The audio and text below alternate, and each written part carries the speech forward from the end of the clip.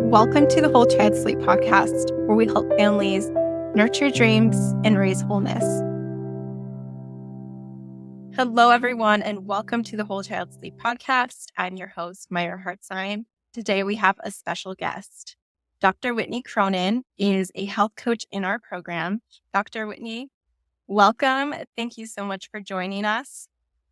Thank you for having me. We are going to talk about underlying health conditions that affect sleep for children. So, first and foremost, Dr. Whitney, what is a sleep problem? For me, in my practice, I guess, in the simplest sense, what I'm asking patients is if they're having trouble falling asleep, staying asleep, or waking refreshed. Sometimes it's just one of those things. Sometimes it's both of those things. The thing I like to tell patients, more importantly, is the reason I look at sleep, quality sleep, is that it's the time when your body heals. So during the day, your body's putting all this energy into all of the activities of daily function, right?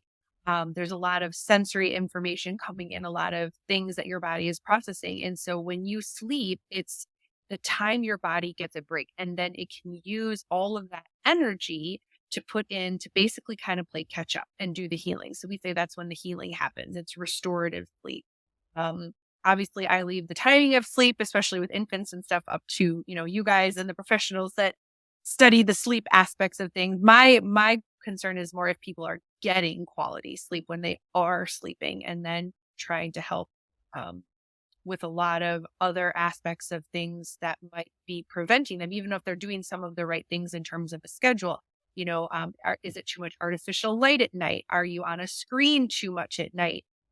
There's a whole sleep hygiene thing that someday I will take the time and write down as like a handout or a reference for patients. But it's constantly, as I'm learning and implementing things myself and with my children, then what I'm also sharing with my patients. And I know a big thing there has been Wi-Fi and all of the other energy and light and signals that are coming at our brain and preventing, or I should say, disrupting our natural circadian rhythm. So, like I said, reducing that artificial light, that blue light exposure at night, turning off your Wi-Fi at night is a huge thing. I have a surge protector with a timer on it that my router and my modem are plugged into. So they're just turned off from 10 to 6. Keeping cell phone devices away from the bed if you keep them on at night while they're charging, or just keep them charging but turn them on airplane mode. The whole bunch of EMF harmonizing and blocking devices, which is a whole other thing. I tell people it takes a lot. That's another rabbit hole that people can get into. But, you can dim the lights. You can, do some things that help bring you out of that sort of sympathetic overdrive and calm the system, bring the cortisol down. And that can be anything from meditation to light stretching, breathing exercises, journaling. And I know, for kids, this is going to be a little bit different, right? But maybe it's a parent-led yoga series of stretches before bedtime. I just got actually some really cute posters from Mindful Company, I believe. And it's little animals in the yoga poses on a poster that you put in a child's room so that the kids can learn to do the poses. So I know when I talk like gratitude journaling, it's like adults think this is like, oh, I got to get a journal. You could sit down with your kids and do pictures. So make it a family thing. But the point is, we're trying to bring everyone down from the day, right? Bring the cortisol down, bring the stress down, bring the lights down, the heart rate down, all things that then help the body set up to have some restful sleep, let the melatonin naturally rise, and take, full advantage of all of those natural cycles that the body has to work with. So some of that also, obviously, we'll get into, comes from the diet, right? So if there are things that we're putting in the body that are stressing the body and creating the inflammation, we are not only, complicating the problem, but we're also losing out on the nutrition and the nutrients and things like that too. So it's a long answer, but there's a lot going into that. Yeah, there are a lot of aspects that go into restful sleep. Could you tell us a little bit of how inflammation can affect sleep? Yeah, absolutely. So What's really interesting about the Carroll method of food intolerance is that we're looking at inborn food incompatibilities. So I'm sure we'll get to it a little later. We'll talk about the difference between allergies, sensitivities, and inflammation. But just in the general sense, know that right now what we're talking about is something that's inborn. So it doesn't change. It will always be there. So it's a tool for you to work with or against things in your body to help with function. So ultimately, if these foods are, we say, not compatible or stressors on your system, your body will create inflammation. And that basically comes from ultimately the byproduct of poor digestion, right? So you're putting in foods that, right, they're coming out the other side, they're digested. But the process of doing that, of digesting, metabolizing, catabolizing, creates what we say are toxic metabolites. These are really super scientific terms. Dr. Carroll wasn't really, the warm, hearty guy who wanted to explain and share this with everyone. So what we have is just bits and pieces to work with. So people go, what's a toxic metabolite? There's toxins. Well, this was his verbiage from the early 1900s and how he described it. So I've kind of learned to say more like incompatibilities and stressors. And so you put this food in and it really doesn't jive with your body. It's creating stress. Your immune system and your body, it has things in place, right, to protect itself. And so your body will respond to something that doesn't belong in some way. Inflammation, right? Like acute inflammation is good. If you fall down, get an injury, you have a bruise, there's a whole process in your immune system for sure. And all of the cells that respond and create swelling and bruises and all that stuff, it's an acute protective process. But when you have chronic cumulative inflammation building up as a result of the continual presence of foods that are stressing the body, eventually that stuff will spread to any organ or any system. This even extends to chemicals in personal care. So this is where I expanded my practice into, really providing patients with the tools and resources in my store now to have chemical-free products in the home too. So if your body is stressed by food and then you're throwing in chemical junk on top of it, it just, compounds that problem exponentially. So I guess bottom line, the foods are creating inflammation chronically, cumulatively, and that inflammation can disrupt any organ or system, which can very much be the nervous system, not to mention how closely the gut and the brain are connected. And there's hormones in the gut and the brain. So it all overlaps, really. It's really interesting when I work with kiddos who've had sleep issues for a long time and the root cause is their food intolerance. A lot of times when that is taken out, the first thing that parents notice is a calming of the nervous system and the ability to downregulate and go into the rest and digest zone. Whereas before it was quite a battle. So I've seen it so many times where the digestion, the gut is so interlinked with the brain and the nervous system. So I love that you mentioned that. Yeah. Yeah. And we can talk about that more too, because that's just like a whole spiel that I give all my new patients all the time. Like, here's your anatomy lesson for today. So backing up just a little bit, could you help families understand what the Carroll method is? Sure.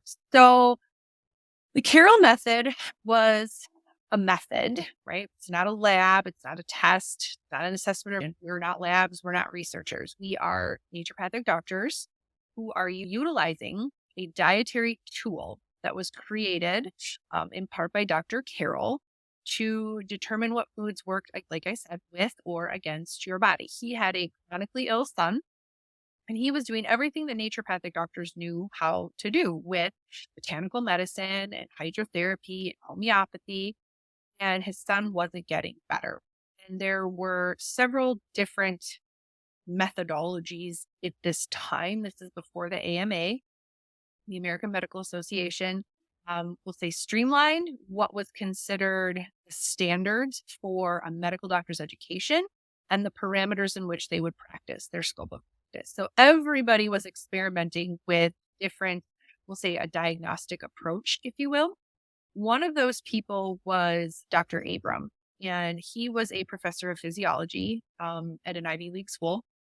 And he was looking at frequency. So, physiology is basically understanding how your cells communicate and talk to one another. And part of that very much is frequency. There's a potential to every cell, a positive side and a negative side. It's what keeps things in the cell, and out the cell, outside the cell.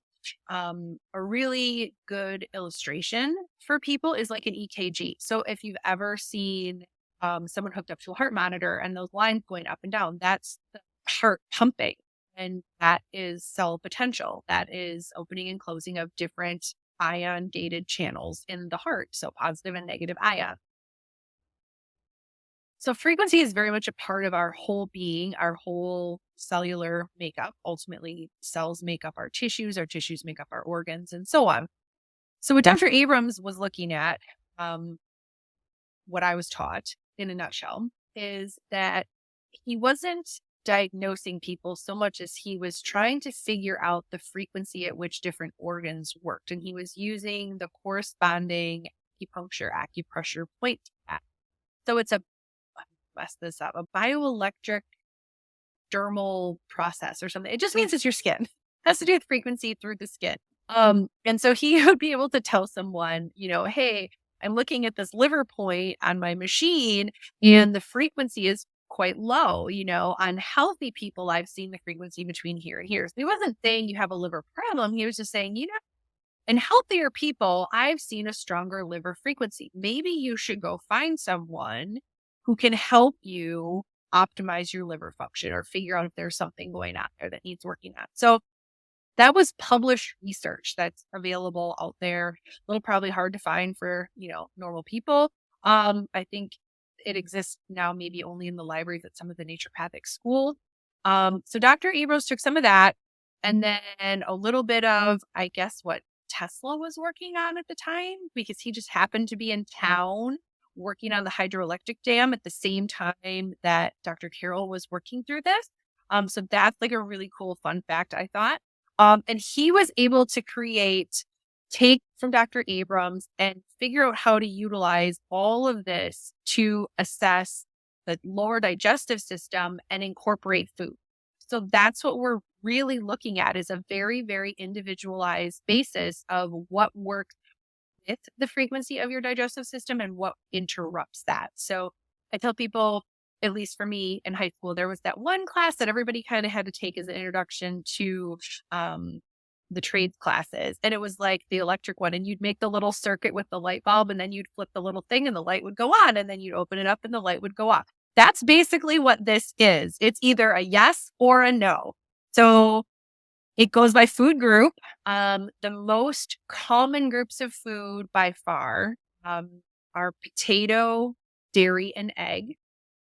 Meat and mined salt, so salt that comes from the earth, go hand in hand. It's not a combination. They're two separate, but always happen together.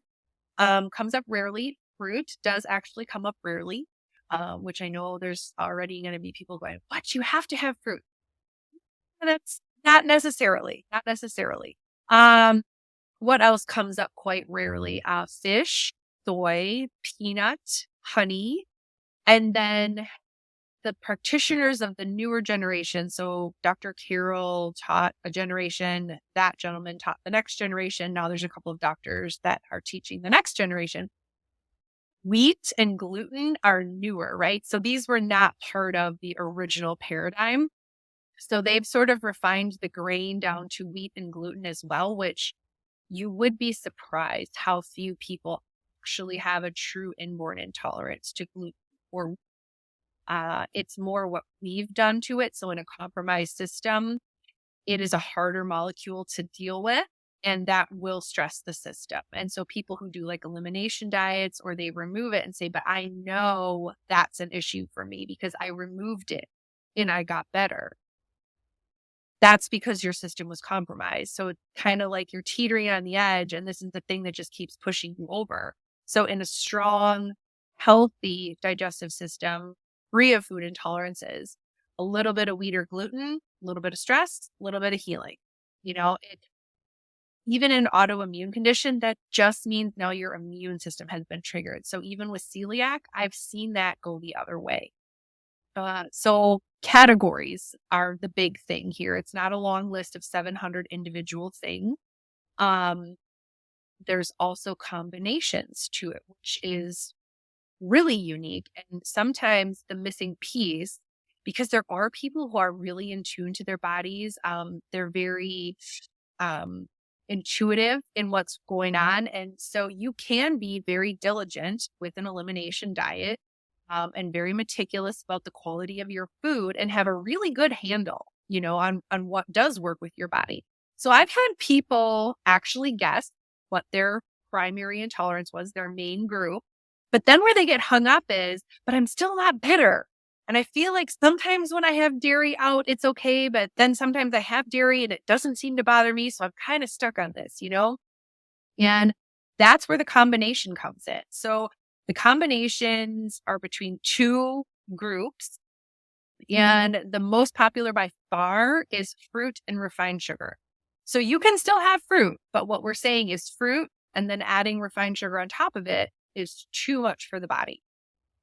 The next most common one is grain and potato. And this is where it gets interesting because a lot of people and a lot of practitioners who do some kind of food testing, we'll say, even muscle testing, they don't always realize that the sample of food they're using is not pure. And what I mean by that is all of our dairy products that are low fat and skim, they have potato added in them as a thickening agent. So you don't believe me? You can look at the ingredient label. Ascorbyl palmitate and vitamin A palmitate are potato. So all of these people who are seeing like, well, I added back dairy and then I was okay, but then I added back the wheat. Oh, that's what did it. And it wasn't. The wheat in the category of grain was actually fine. Dairy, had it been potato free, whole fat organic dairy, would have been fine. But the dairy that they were consuming had potato in it. And the grain that they were consuming had wheat in it. So it was the grain potato combination that they were getting hung up on. So that's what I always find the most fascinating about this approach is how the combination thing plays out for people. So the potato grain, pretty common. And then there's dairy grain, there's sugar grain, and there's sugar dairy. Haven't seen any other combinations in that. So that is by far, I think, one of the most helpful aspects of this. And again, this is inborn. So it doesn't change unless you introduce different blood into the system. So if you get a blood transfusion, your results may change. Your intolerances may change for a period of time until that blood is fully processed out. I feel like I have seen several pregnant women as well, where I guess I don't know if I've ever seen anyone not pregnant, then unpregnant. But for some reason, with some pregnant females recently, when I did their food intolerance and then we tested the baby, I ran the mom panel again and it had changed a little. And so there's some quantum physics involved in this. It's hard to explain, but there's some intention that has to do with it. And so different practitioners too have been getting, questions about, well, I did this with another practitioner years ago and I got a different result. So we don't have the science fully to understand it. But what we have is real life, results. And clinically speaking, this method has had the most significant results in terms of clinical effectiveness with patients.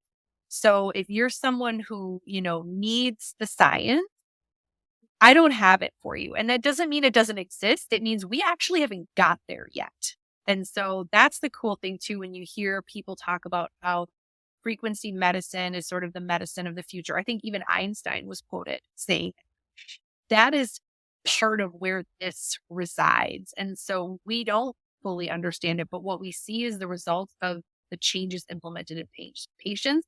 And it has been life-changing for some patients. So, so there's a little bit to unpack there, but it's well worth the explanation because it is a very unique approach to dietary tool, I guess, when it comes to health.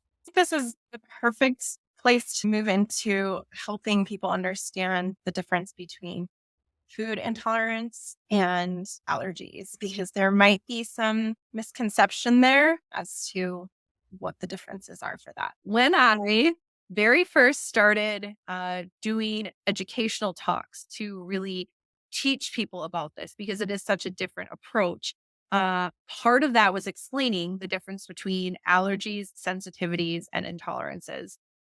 And so many people will come to me because they're referred to me, which is great. I think I'm actually like 100% referral based now. I feel like that, or they just find my website. But either way, I feel like a lot of people, they either come to me because they fully get it and they don't need a lot of explanation, or I don't want to say convincing, but they want to know it's legit. And then people who are like, I don't care, just do it, versus the people who really want to understand more. So I found myself often explaining to these people, well, what do I have to do to come see you? And I'd start talking about food intolerance. I'd say, oh, no, no, no, I already did that. I saw a bunch of people. I know all my allergies and sensitivities. I said, this is different. And they're like, no, really, I did it. It didn't work. I don't want to waste my money. And I said, please, I promise you, I'm a good person. Trust me on this. When I tell you it is different, it will make a difference. Um, Mainly because what you've been tested for before, allergies and sensitivities, are purely triggered responses of your immune system. So I try to tell people when I do these talks, if you remember anything from this talk, because I know rolls off my tongue very quickly because I've been doing it for so long, but it does sound, I forget, to other people like a foreign language. So if you remember one thing, food intolerances are very different than allergies and sensitivities. Those words get used interchangeably. They're completely different. So food allergies have to do with specific receptors in your immune system. So there's type 1, 2, 3, maybe even 4 hypersensitivity reaction. So someone you see who carries around an EpiPen, because if they come into contact with seafood or a bee sting, will go into anaphylactic shock. That's a type 1 immediate reaction, type 1 hypersensitivity response. Type 2, 3, 4, they're all delayed. Now, we could split hairs over what sensitivity means, but in my book, if it's not your intolerance, what it is it's just stressing your system. So you become sensitized to it. You haven't gone as far as having your immune system react to it, but they'll still say it's a hypersensitivity reaction or a food sensitivity reaction. IgG and IgA are the other two receptors in your immune system that will react to food. So the seafood, bee sting, type 1, that's IgE mediated. IgG and IgA are the two things you'll see tested either through saliva or blood with a variety of natural practitioners to tell you what your food sensitivities or allergies are. Basically, what they're doing is identifying the stuff that's leaking through the cracks. So I tell people, if you have a leaky gas tank and someone identifies the type of gas that's leaking out, do you just change the type of gas or do you actually fix the leak?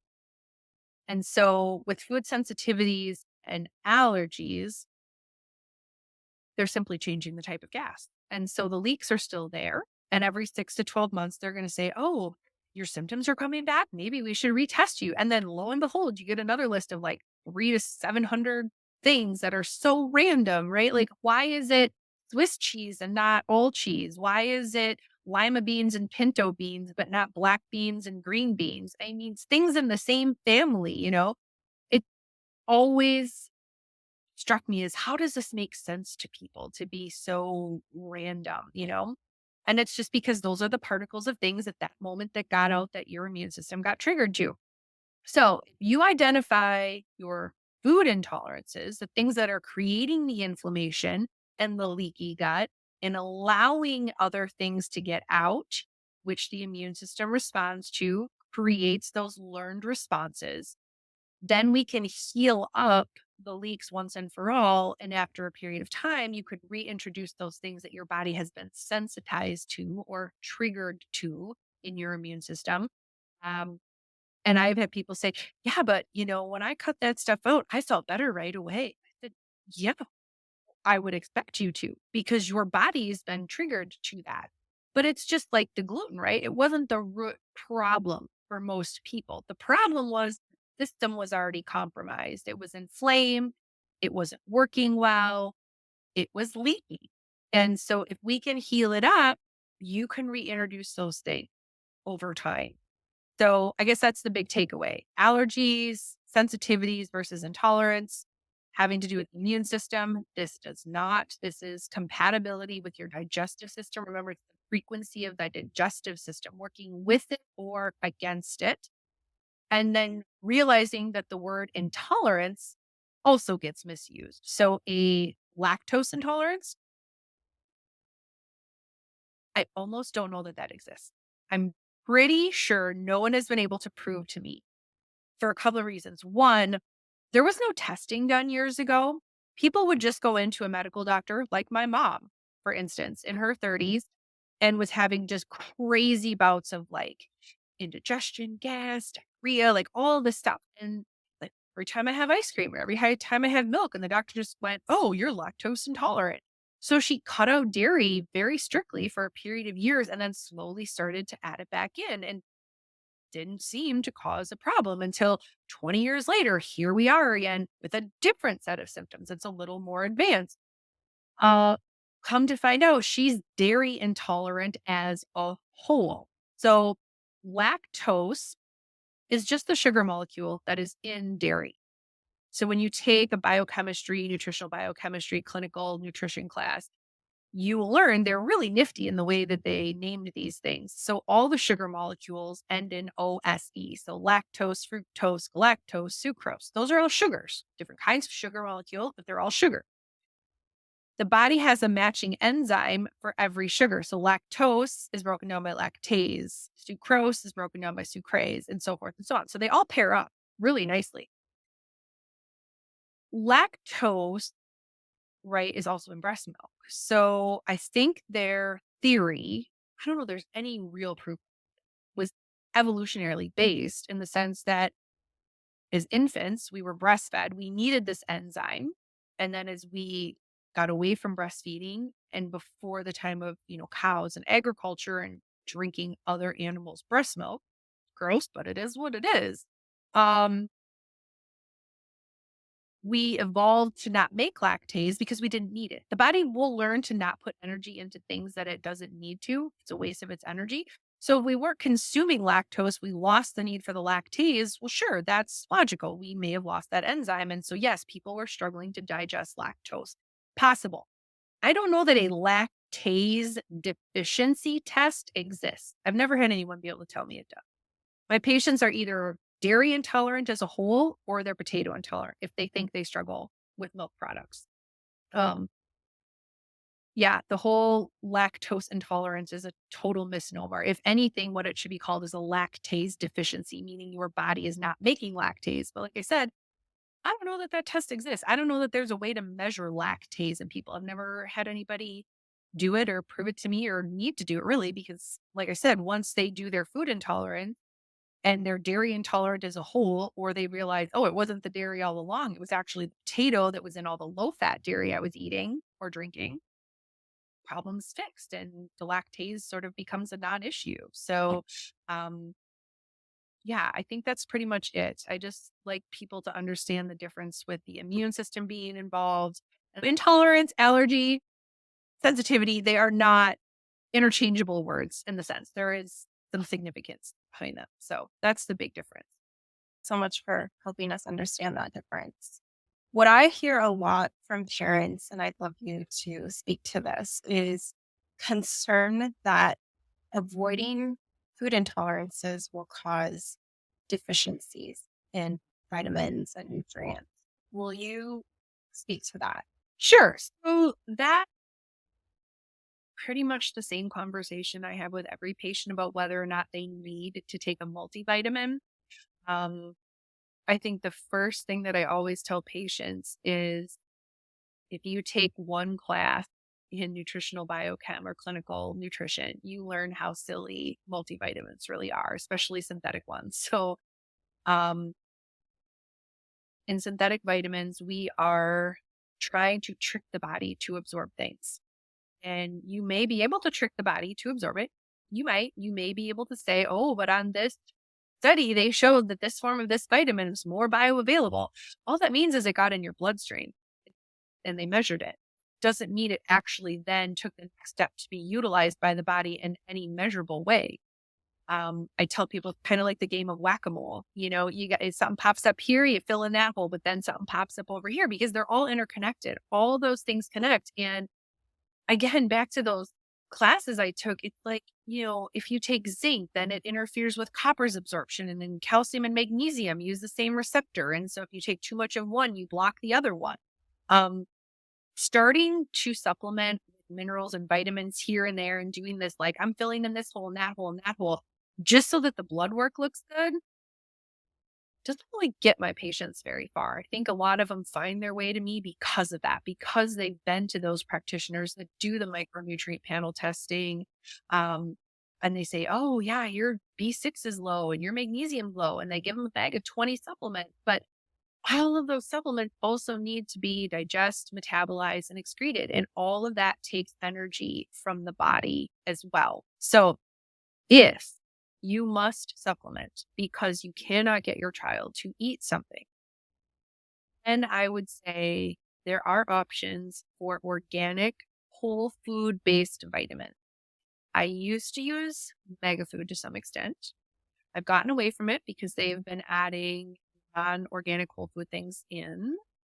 What I've been using more recently is the My Kind Organics, mainly because they have gummies for kids and adults that also do not have veg sugar in them, in so much as the Carroll method is concerned. So whole food organic vitamins, I don't have, like I just had someone come in the store today. Do you have B6? No, I don't, because I don't sell synthetic vitamins. I don't sell one-offs. I said I can give you a chart that shows you the foods that have the highest levels of B vitamins in them, and you can incorporate more of that into your diet. And in a pinch, yes, if you're really concerned, you cannot get that child to touch a vegetable at all, well then yes, these gummies would be great. I would also encourage you to try to experiment with, I had a friend tell me she was doing the zoodle. She would make like spaghetti or lasagna and literally use like a zucchini. She goes, you hide it in it. You hide the vegetables. They don't even know it's in there. Some kids will do smoothies, throw up some green leafies and avocado in that, I've never had anybody end up nutrient deprived because of doing their food intolerances. They have a lot of resources to help people with this. I follow, for the most part, I love nutrient dense principles that Weston A. Price has, the Weston A. Price Foundation. So Dr. Price was a dentist in the early 1900s. He wrote a really great book after he traveled all around the world to study the diets of different cultures. And what he found was that literally in one generation of introducing Americanized, nutrient deprived white powdered sugar and flour into everything, is everything changed. And he was a dentist, so he was measuring their jaws, the arch of their mouth, their dentition. These people went from like 32 healthy teeth to, really bad overlapping cavities and, narrow mouths and everything. And he boiled it down to fat soluble vitamins. So he basically kind of discovered the importance of fat soluble vitamins, vitamin D. He didn't know what vitamin K was back then. We didn't have it named. He just called it the X factor. So Steve said almost every, modern ailment that we have in some way can be traced back to a nutrient deficiency.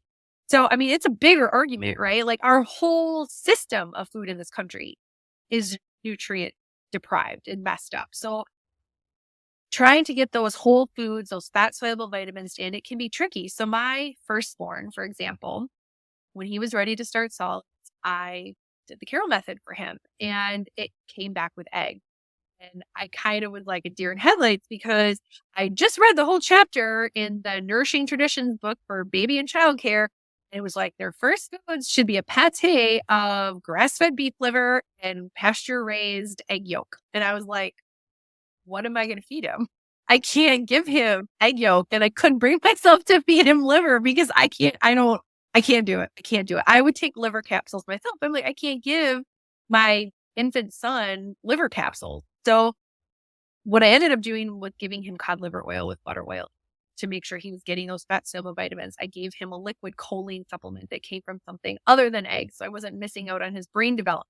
So there's workarounds is my point. Like we can use some of these resources to find things that will work for you. And then my other thing to reassure people is, have to remember how much marketing is behind some of what we believe in this country. Like milk is for strong bones. Not really. I mean, not unless you're taking it right out of the cow. And even then, there's more calcium in things like spinach and broccoli, believe it or not. So my thing, I guess, a piece of advice that I tell people is eat the rainbow, eat it mostly in vegetables and organic, because organic is not just about keeping the chemicals off, which is important, equally as important to keep the chemicals off. But in organic farming, they put the organic matter back into the soil, and it's the soil that gives the nutrients to the plant. So my point being, you can have the greenest, biggest head of spinach out there, conventionally grown, covered in fertilizer and pesticides so that it's nice and big and green, but it will have the nutrient content of a piece of cardboard, right? And so putting the organic material back in the soil, then the plant can take that organic material up, the minerals, and that's where we get the minerals from. So to me, the organic is more important for aspects of getting the vitamins and the nutrients in. And then having an optimal digestive system. I mean, I also tell people when you're stressed, you're in sympathetic overdrive, fight or flight all the time. You could be avoiding your food intolerances. You could be eating a very well-rounded, healthy, organic, nutrient-dense diet. But because you are in a high stress, fight or flight state, that food is going to go right through you. And you are not going to get the benefit of those nutrients anyway. So in a parasympathetic state, as you said, our adage is rest and digest. So it's two sides of the same coin. Fight or flight when we need high stress, but parasympathetic, rest and digest, optimize digestion. So that's why we talk about sitting down to a family meal, not eating on the run, not having the TV on or stressful material, from the news playing, quiet, relaxing music. I mean, I'm just as guilty. Believe me, I run around all the time. I have kids. I don't eat like I should. I'm really good at giving advice. I'm not really good at following it. That's what doctors do. So chewing your food 30 times before you swallow. That's something we used to tell people years ago. Like, good luck with that. I could do it for like 2 bites and then it's down the hatch because I got to get on to the next thing in my day. But it's all about getting that saliva in there and starting the process of digestion so that your body lower down has less work to do and you get more out of your food. There's so many other aspects to it. That is, I remember one of the first people that I was all excited. I had a little space up in Wausau that I was renting a couple days a week, and I had dad come in with his son. And the son, I got him better in like a day from chronic ear infection. And they were so happy. And the dad was like a triathlete and he was a coach. So I did his food intolerance, and his son's was sugar. So that made sense to me because I'm sugar. I had a history of ear infections. It's really common for pediatric patients to have that. But the dad was fruit. He got angry at me. He was like, how do you expect me to treat? How do you expect me to get vitamin C? And I was like, eat literally anything else that's orange colored, like peppers, carrots, like literally anything else. He's like, this is baloney. This isn't legit. I can't. And I was like, again,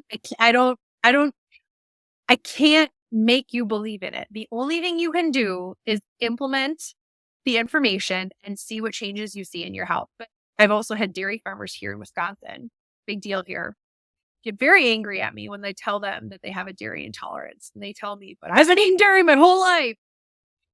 Yeah, that's exactly why you're in the state you're in now, So, I mean, I think there's these things that we think of as a society, like, oh, I have to eat vitamin C. I have to eat oranges. No, you don't. The colorful stuff in fruits and vegetables, that's what bioflavonoids. Those are the precursors or the components that your body uses, to get the vitamins it needs. So Again, organic, whole food based, as much as possible. Get what you can out of your diet. We can find workarounds, even for people who are meat intolerant. Then we can, wild fatty fish, healthy good fats like avocados. We can find some decent plant proteins for you. There are things that we can do. That's a great thing about, at least if you can look at a positive side of it. Right now, more than the last 5 or 10 years, there are alternatives and clean, healthy, good quality alternatives to so many things. If you had told my mom 20 years ago, no, it was more than that. I was in high school, probably 25, 30 years ago, that she couldn't have dairy, there were no options. You just didn't roll down to the store and buy coconut milk and coconut ice cream and coconut yogurt. That stuff did not exist. Now there's so many milks and ice creams and based creamers and stuff. Have your pick. And some of them use good quality sweeteners. So even for parents with a fruit intolerant kid, we can find things, you know, um, I've got kids. I know I've got an egg intolerant kid and a potato intolerant kid, and they both have a fruit sugar combination. My primary intolerance is sugar. So if I cut the sugar out, it's helping them cut the sugar out so we can still deal with the fruit. But yeah, I don't get too worked up about nutrient deficiencies. I don't think that needs to be one of the first things that parents get concerned about with this. And even if it really is a legitimate concern, like I said, we still have some good quality supplement options out there. And ultimately optimizing the gut, right? So healing the gut, getting it strong. And it's not that you can never have your food intolerances. I tell adults to think of it like alcohol. For the most part, short of red wine, because there are some favorable arguments for red wine, alcohol is toxic to our body and to our liver. That's why when we have too much of it, we become intoxicated. We're full of toxin. And your hangover, your crappy feeling when you've had too much, is exactly the amount of time it takes for your liver to finish catching up on detoxifying the toxin. And so you have maybe one drink, you don't feel a lot, but you have 10 drinks, you feel horrible. It's the same with your food intolerance. If you're starting with a healthy, solid gut and you've got a dairy intolerance, and you go out for dinner and you want to have that ice cream, maybe have it. People will learn within their intolerances what things seem to have more of a significant, immediate, acute effect, like maybe some indigestion or gas, versus, I'll say, an egg intolerant patient I had recently who had horrible, debilitating migraines. She went on vacation with her family. She'd been migraine free for several weeks. And at breakfast, the first day she did not have eggs, but the next day she had a waffle, a little bit of egg in it. And then the next day after that, she had French toast. Well, that bathed in eggs. And the fourth day, she went all out and had a huge omelet, because they were in a wonderful place with this huge breakfast buffet. Like, who can say no to that for 5 days in a row? But she spent the fourth day in bed with a migraine all day. So it wasn't the first day, it wasn't the second day, it wasn't the third day, but it was the cumulative effect by day 4 with increasing amounts that was too much for her body. So I know it can be a downer when I tell people what their intolerances are, but it doesn't mean you can't ever have it. It means you now have the information to make the choice. For what it's worth, our whole family has had our intolerance evaluation done. And I'm going to show a picture of my skin, put it up on the video, of what it looked like when I was eating my intolerance. I was literally bleeding from my face. The only thing I changed was cutting out fruit. For my husband, he would eat his food intolerance. He used to have gallons of milk as a kid, and his intolerance is milk. And he would break his bones all the time. His bones were really weak. And people say, for strong bones, drink milk. What happened there? So I know there's fear around it, but then also the abundance of health and wellness that you can receive by stepping past that fear and trying it is incredible. So I wanted to just throw that in there for what it's worth. No, I mean, you're absolutely right. And that's where I tell people all of these, fad diet, they're a stepping off point, right? They're not completely wrong. Most of them, what they're helping people do is cut out the sugar, the refined food, focusing on whole food. But you have to remember it's a general approach, right? So one of my best examples is just like your husband. I mean, people think, oh yeah, you had all that milk, you have great bones, right? Well, I had a patient whose sister went paleo and got herself off of all of her thyroid meds. And then she said, well, I have the same condition. I'm on the same meds. I'll go paleo. She got worse and she couldn't figure out why. So she came to me and she said, I don't understand it. You have these people just singing to the heavens about paleo or keto or whatever it is. The problem is it's not individualized, right? It's a great stepping off point for cleaning up your diet. Sure. If you identify with eating a certain way, like vegetarian or vegan, for whatever your beliefs are, fine. But understand that you need to take any approach and individualize it for yourself. So in my patient's case, we found out she was egg intolerant and she was not a breakfast person and she wasn't an egg person. She was an oatmeal in the morning person, but she couldn't eat oatmeal anymore. So she started eating eggs and that's why she got worse. And so I use that example to just illustrate to people that you can take any of these approaches and then own it for yourself. Right now, what I'm seeing is very popular for a lot of women, especially. Everybody is, we're kind of out of the new year weight loss thing, but it's still there. I'm seeing a lot of women jump on this carnivore train and they're just praising all the weight loss and everything. Now, we don't know what that does with your hormones long term. That the other side of the coin I'm starting to hear is it's really starting to screw up some women's hormones. But I've had 2 people come to me in the last year on the border of kidney failure. And in one of their cases, they went to a nutritionist because they were so weak. They'd been so ill for so long, were so run down. This woman told her to eat more protein, namely meat. This is the best source of protein. You have to eat more meat. This patient got worse. She, along with this other gentleman, both of them turned out to be meat intolerant. The minute they stopped eating meat, everything changed for them. And guess what? They're both getting plenty of protein from other sources now. The guy was on a kidney transplant list. He is now off that list. His kidney numbers go up every time. Now, granted, I'm also doing some other treatment with him, some of the protocols that I do with homeopathic products. But that alone, it doesn't go in line with what the mainstream is doing dietarily right now. Everything is about more protein, more meat, cutting out the carbs. Maybe that works really well for some people, but it's not going to work well for a meat intolerant person, you know? So you have to know where your body is on an individual level and then work, from there. So good. Thank you, Dr. Whitney. That's a beautiful place to pause because we want to have you back on and get more goodness. Thank you so much. Absolutely. Of course.